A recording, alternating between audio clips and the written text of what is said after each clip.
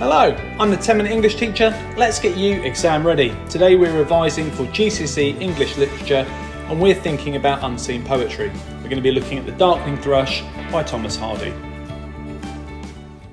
Okay, so for students who are studying GCSE English Literature for Edexcel or for AQA, it's important to note that both papers will want you to be spending about 45 minutes on the section that asks you to analyse unseen poetry. There is a little bit of a difference between what you're asked to do, so we'll explore that now. So if you're a Pearson Edexcel candidate, you are given one question. There are two unseen poems and you have to compare them. So you've got to compare poem A with poem B, and that takes you about 45 minutes.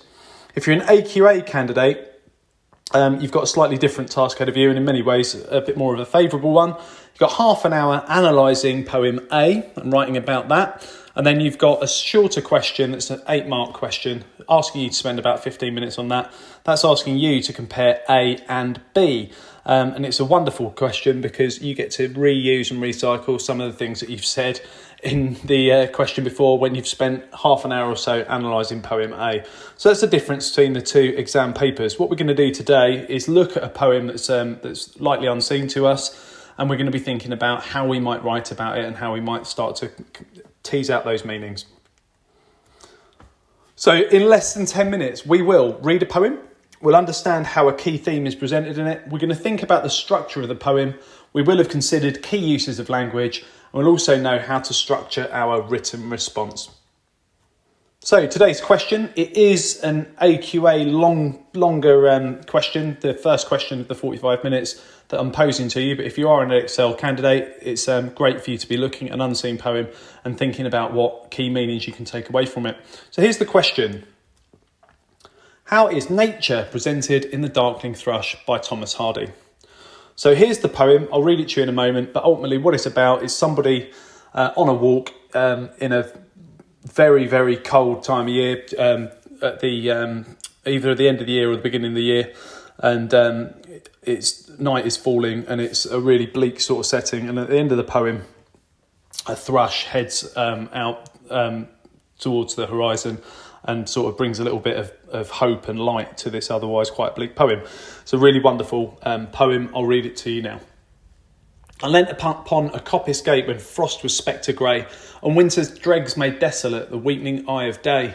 The tangled bine stems scored the sky like strings of broken lyres, and all mankind that haunted nigh had sought their household fires. The land's sharp features seemed to be the century's corpse outlent, his crypt the cloudy canopy, the wind his death lament. The ancient pulse of germ and birth was shrunken, hard and dry, and every spirit upon earth seemed fervorless as I. At once, a voice arose among the bleak twigs overhead, in full-hearted evensong of joy illimited, an aged thrush, frail, gaunt and small, in blast-beruffled plume, had chosen thus to fling his soul upon the glowing gloom. So little cause for carolings of such ecstatic sound was written on terrestrial things afar or nigh around, that I could think there trembled through his happy good-night air some blessed hope whereof he knew, and I was unaware. The Darkling Thrush by Thomas Hardy. Okay, so we've got the poem in front of us and the questions about nature. So there's two things going on there. Quite bleak imagery. It can be quite stark and quite oppressive, but at the same time, there's hope that we get in the second part of the poem that's brought to us by this thrush. So we need to think about how the theme is being presented. So nature, we've spoken about that a little bit there. We think about the structure of the poem because we want to get that into our response and think about how that structure suits the poem.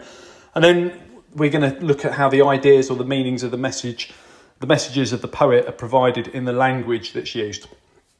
So in whatever response we're aiming for, those are things that we definitely need to communicate to the examiner. So paragraph 1, a quick intro showing understanding of the poem or the poems. It's exactly what you need to do for your anthology response as well. Just very, very concisely start your response by just showing you understand how your poem links to the theme in the question. So we've got two examples here. On the left-hand side, we've got the Darkling Thrush makes nature seem sad and depressing. I think anyone could probably just about work that out. You don't need to know what a coppice gate is or, some of those possibly more archaic phrases that are in the poem, you're not going to know every word. But ultimately, we can sort of manage to deduce that the poem makes nature seem a bit sad. On the right-hand side, we've got a slightly higher level sort of approach to the poem. The Darkling Thrush explores how nature is filled with contrasting images of death and hope. So the more astute of you might be able to tease that sort of idea from the poem. Paragraph 2 is asking us to write about the structure of them. So on the left-hand side, again, we've got that if you're sort of aiming for that grade 4, 5, 6, this is the sort of thinking that we'd be looking for. The use of metre and rhyme make it feel like you're walking through the setting. So this is about someone going for a walk, and you can talk about the fact that it's got a regular beat throughout the poem and there's rhyme, and maybe that sort of makes it feel like you're there and walking along with the speaker. On the other side, we've got a little bit more key terminology here. Hardy uses Iambic Tetrameter to reflect the weary footsteps of the speaker, placing us in this distressing setting. So the only difference there is we've used a key term, really. We've noticed it's Iambic Tetrameter.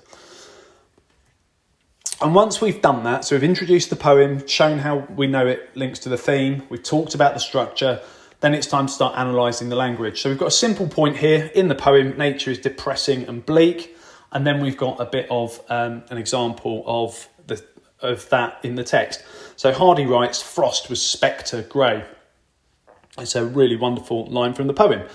Now, firstly, you're going to get the big marks from being able to think about what ideas are being communicated, and rather than using your key terms. You don't want to say something's a verb when it's not. Those simple, everyday uses of key terminology should be something that you're comfortable with. But ultimately, frost here is spectre grey.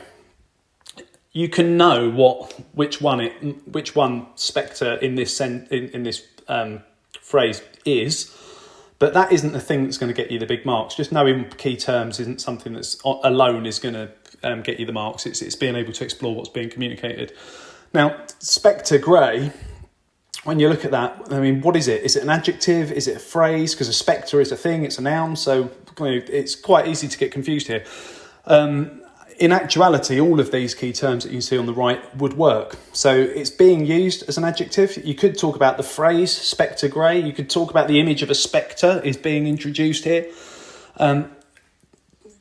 If we want to be really technical, it's an adjectival noun. It's a noun that's being used as an adjective here. So it's an adjectival noun or a noun modifier. Both of those are quite technical and they're both correct. But in all honesty, all of these are applicable. So for today's purposes, I'm just going to go with that being an adjective. And you need to remember that you could be looking for some really technical, parts of the poem, but you're going to get the big marks by saying interesting things about the ideas. So somebody who's analysing the different meanings of an adjective is likely to get higher marks than somebody who's finding something technical like adjacency pairs or something weird in the poem. Just because you can spot that doesn't mean you've got anything good to say about it. So remember that you're looking to explore the meanings and the ideas that are being communicated rather than just show off your use of key terms. So we've got this need to explore the less obvious things in the poem, and these are things that you should all be familiar with. We've got adjective, verb, adverb, simile, metaphor. You're likely to get a poem that has got these sort of obvious everyday uses of language that we experience in poetry for you to be able to analyse and engage with. So be mindful of that. So here is my example of the analysis for that part of the poem. We've got Hardy writes, "Frost was spectre grey." And I've said the adjective spectre alludes to hauntings and fears, ghosts, reflecting how the speaker feels, filled with dread. The second part here is taking that idea a little bit further or teasing out another sort of idea that might be being communicated. So Hardy also elicits thoughts of death, perhaps forcing the speaker to consider their own mortality. Maybe that's the reason that this speaker feels so alone and in this oppressive setting, because it's all these images of death in this winter scene are sort of bringing about sort of thoughts of life and death, maybe, which is definitely a little bit more sophisticated. Okay, some optional extras for you today. So you could think about what 3 or 4 references from the text you'd analyse. So we thought about the themes in them, we thought about the structure, and we've had a look at one use of language there, but there's some really wonderful images and lines in that poem that you could take out and tease out some of those meanings. So have a look back over the poem and think about which you would choose and what you'd say about them.